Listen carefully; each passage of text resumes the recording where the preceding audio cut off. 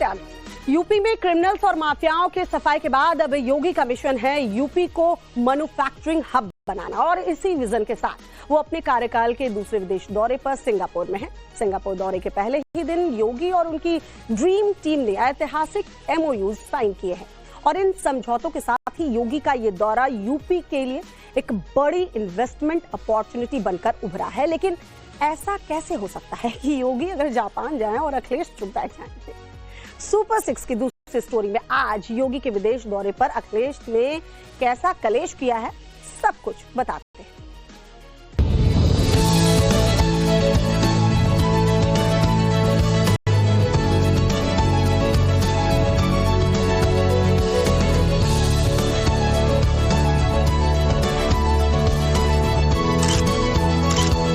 न कर्फ्यू है न दंगा है, अब यूपी में सब चंगा है।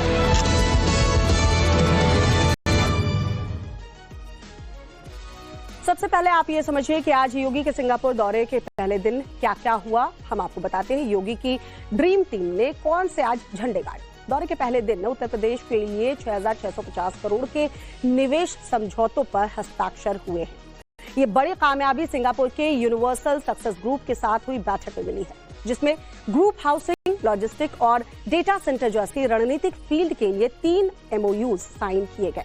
मुख्यमंत्री ने यूपी की बेहतर कनेक्टिविटी और ट्रांसपेरेंट नीतियों का हवाला देते हुए इंटरनेशनल इन्वेस्टर्स को आमंत्रित भी किया, और इन परियोजनाओं के धरातल पर उतरने से यूपी के लगभग 20,000 युवाओं के लिए रोजगार के मौके पैदा होंगे। यूनिवर्सल सक्सेस ग्रुप के साथ हुए समझौतों के तहत जेवर इंटरनेशनल एयरपोर्ट के पास 100 एकड़ जमीन पर एक इंटरनेशनल थीम आधारित टाउनशिप भी डेवलप की जाएगी। इस प्रोजेक्ट में 3,500 करोड़ के इन्वेस्टमेंट प्रस्तावित है। प्रोजेक्ट की वजह से करीब 12,000 लोगों को रोजगार मिलेगा। ये मॉडर्न अर्बन सुविधाओं से लैस होगी और जेवर के आसपास तेजी से डेवलप हो रहे इंडस्ट्रियल एरिया को एक नई इंटरनेशनल पहचान दिलाएगी। इसे साल 2027 तक शुरू करने की योजना भी बनी है। निवेश का दूसरा बड़ा हिस्सा कानपुर लखनऊ हाईवे पर 50 एकड़ में बनने वाले लॉजिस्टिक पार्क पर खर्च होगा। 650 करोड़ की इस परियोजना से 7,500 नौकरियां पैदा होने की उम्मीद है। इसके अलावा नोएडा या ग्रेटर नोएडा एरिया में 2,500 करोड़ की लागत से एक hyper scale data centre park बनेगा, जिसकी क्षमता 40 मेगावाट होगी।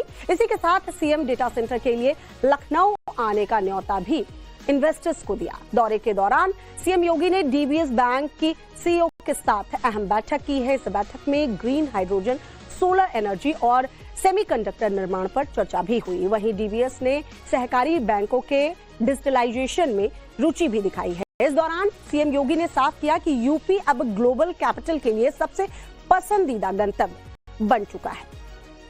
प्रधानमंत्री मोदी जी के विजनरी लीडरशिप में भारत आज दुनिया की तीसरी बड़ी अर्थव्यवस्था के रूप में स्थापित हो रहा है, वर्ल्ड क्लास इंफ्रास्ट्रक्चर के साथ। उत्तर प्रदेश आज से 9 वर्ष पहले क्या था? दंगे, असुरक्षा, अव्यवस्था, अराजकता, ये वहां की पहचान बन गई थी कि हमने पिछले 9 वर्ष के अंदर उत्तर प्रदेश की अर्थव्यवस्था को 3 गुना करने में सफलता प्राप्त कर दी है। अब वह दंगों वाला यूपी नहीं है। अब उत्तर प्रदेश के अंदर न कर्फ्यू है न दंगा है, अब यूपी में सब चंगा